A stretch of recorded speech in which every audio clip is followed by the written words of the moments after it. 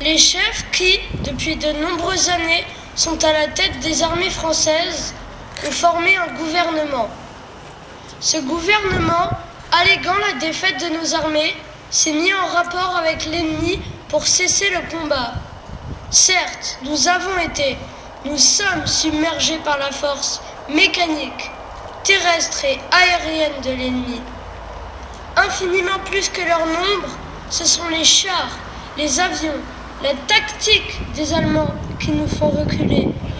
Ce sont les chars, les avions, la tactique qui ont surpris nos chefs au point de les amener là où ils en sont aujourd'hui. Mais le dernier mot est-il dit? L'espérance doit-elle disparaître? La défaite est-elle définitive? Non. Croyez-moi, moi qui vous parle en connaissance de cause et vous dis que rien n'est perdu pour la France. Les mêmes moyens qui ont vaincu peuvent faire venir un jour la victoire.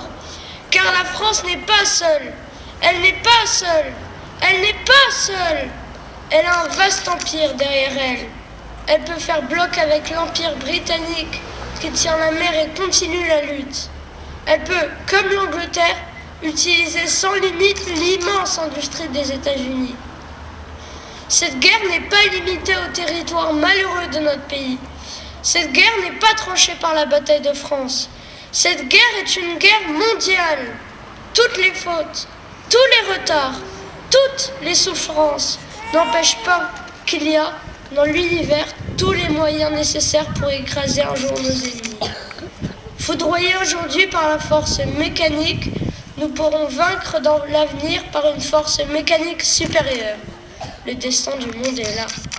Moi, général de Gaulle, actuellement à Londres, j'invite les officiers et les soldats français qui se trouvent en territoire britannique ou qui viendraient à s'y trouver, avec leurs armes ou sans leurs armes.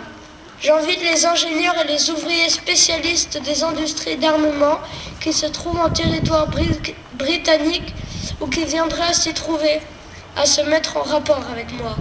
Quoi qu'il arrive, la flamme de la résistance française ne doit pas s'éteindre et ne s'éteindra pas. Demain comme aujourd'hui, je parlerai à la radio de Londres.